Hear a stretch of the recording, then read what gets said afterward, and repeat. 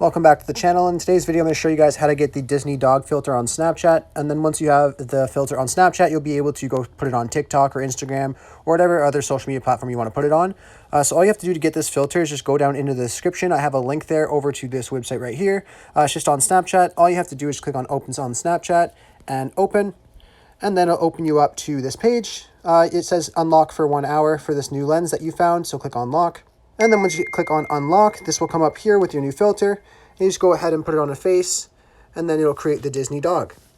Really, really cool filter. I hope I was able to help you guys out with this. If it was helpful, be sure to leave a like on the video and subscribe for more. Thanks for watching.